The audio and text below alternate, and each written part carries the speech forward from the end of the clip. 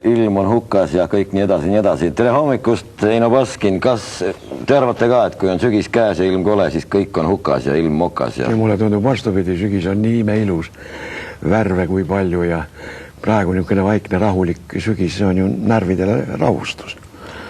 Mina ei ole üldse niisugune ilmastiku vaataja. Mind huvitab see põhiliselt väga vähe.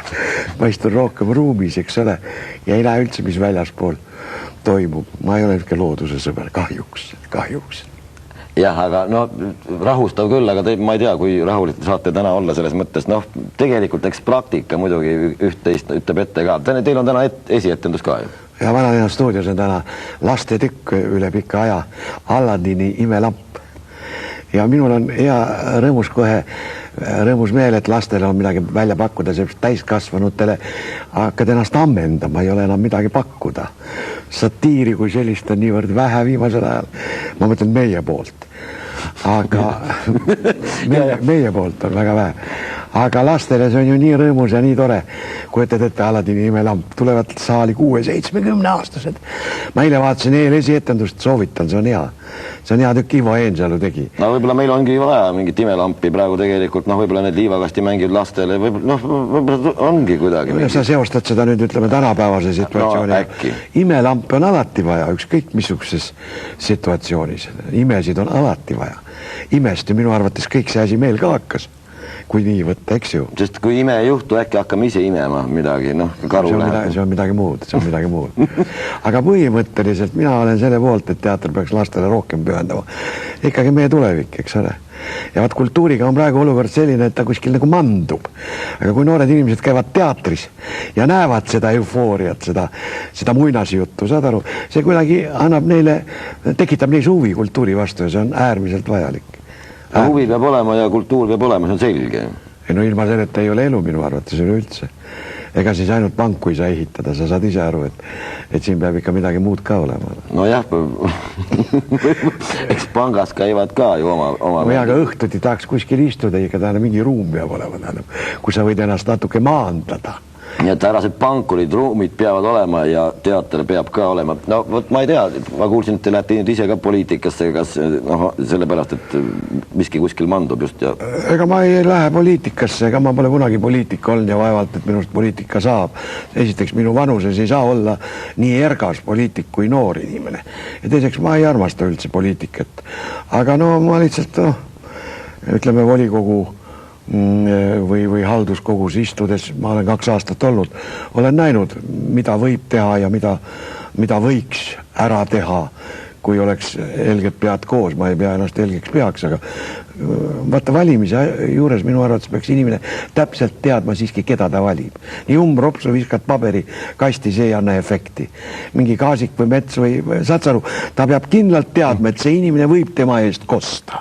Ja kui ta seda ei tea, siis resultaadid on alati 0. Nii et selles mõttes, mis tähendab prominendid või mis tähendab kuulsad inimesed või populaarsed. Mina näiteks ei pea ennast enam mingisuguseks populaarseks, ma pole juba 3 aastat ükse piiksunud nii-öelda kuskil raadios ega televisioonis. Aga mingi vana nimi on veel säilunud. Aga ega see ei ütle seda, et kui ma nüüd seal istun, et ma nüüd tean kõike, mida peab tegema. Ma ei ole selle ala spets võib-olla, eks ole. Nii et selles mõttes tuleb valida väga täpselt, kes saab asjaga hakkama. Aga mul on tunne tegelikult, ma tuletaksin nüüd meelde, see ei ole mingisugune valimispropagandaga ja üleskutse mitte kellelegi. Ja ma mäletan, kui ma käisin algkoolis, tähendab, kunagi oli see 8-klassiline. Sa olid vist minu pojaga koos. Just nimelt, sinna ma tahtsingi jõuda. Ja, kui oli teie abikaasa Itta Ever seal ja minu ema, siis me saime alati käitumisille talandeti. See oli kõige suurema puuga anti. Ma mäletan, kui teie tulite, me kõik õhkasime juba kergendatult. Me teadsime, et kogu õppenõukogu ütles, no hea küll, olgu see nüüd viimane kord. Me teie pojaga olime alati 8 koos õppenõukogu. Nii et potentsiaali on, ma mõtlen selles. Näitleja populaarsus on üldse niisugune asi, et ta on hooti, saad sa aru, ta võib äkki tõusta väga tippu ja äkki vajuda täiesti ära. Aga kes nii väga kaua püsib sadulas, ütleme seal, nagu mina 45 aastat, et ma lihtsalt töötan sel alal. See ei tähenda veel seda, et sa nüüd populaarsuse tipus oled, aga kahtlemata see aitas. Vanasti sai sellega maksa vorsti väljaspool järjekorda ja igasuguseid hüvesid, aga praegu see enam ei mängi rolli minu arvates. No tegelikult elu... Sa võid ainult seltskonna kroonikasse rohkem sattuda. Ma mõtlen, läik paberil kuskil. saad aru, jah, mõnes Ekspressis, aga muidu see ei anna mitte mingist efekti, kõik on võrdsed siiski praegu. Raha teeb minu arvates praegu rohkem tööd kui populaarsus. Sa võid olla absoluutselt ebapopulaarne ja minna ja pakkuda 300 miljonit, et tahaks nagu merelaevandust ära osta. Saad aru, jah? Ja sinu nime pole vaja teadagi, mitte kellegi. Aga tegelikult jah, see on see praegu see tänapäeva märk, et polegi vaja teada, kes, kus, mille taga on ja siis kuskil timitseb välja, no vaat, olge lahked ja nii ongi juhtunud. Ja aga kui sa vahel vaatad neid ajakirju ja žurnaale, mis praegu postkasti visatakse isegi tasuta ja räägitakse mõnest inimesest, tema imidžist ja vahel mina isegi imestan, et ei tunne nagu inimest. Pole nagu näidki. Pole nagu kuuld ka äkki temast nii pikk jutt.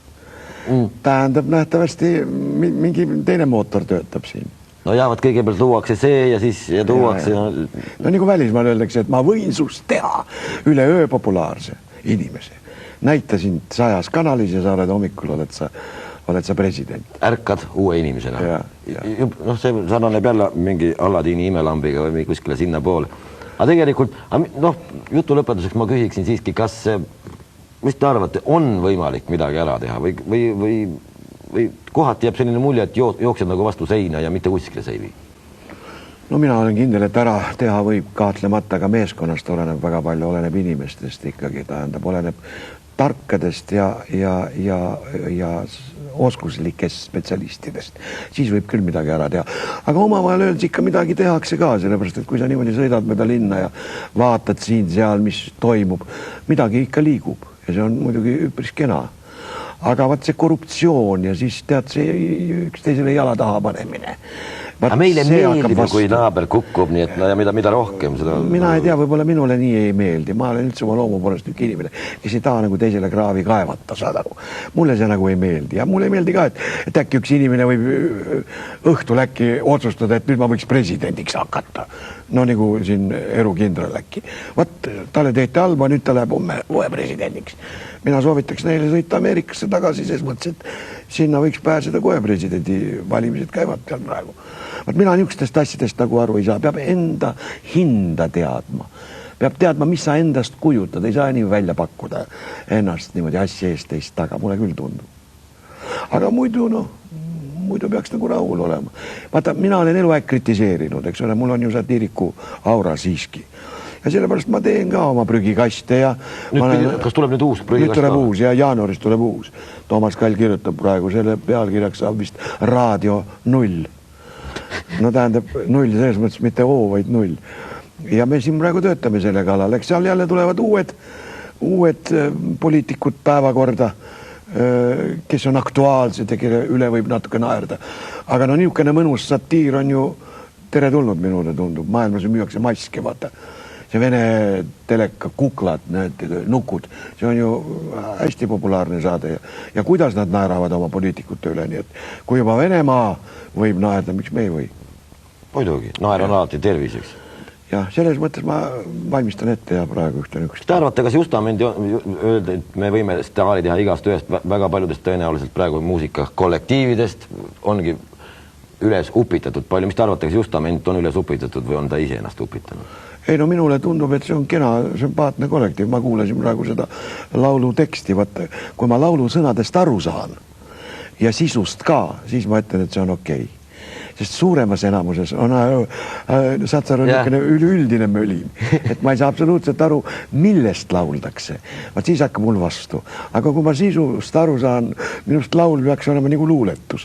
Et see ka aru saad, millest sa laulad. See armastusest või millestki muust. Vihkamisest või?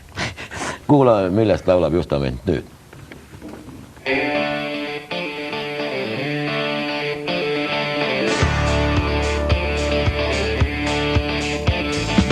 Peal mul väike, kuid pilk on mul kuri ja mul on Zeusi profiil. Kui kapi uksed on kantis mu turi ja löök on just teeb elu kurvaks, et üks ütleb turvas ja teine lausub bodyguard. Ma pole süüdi selle mehe surmas, kes maandub maali vastu maad. Tõsi jutt,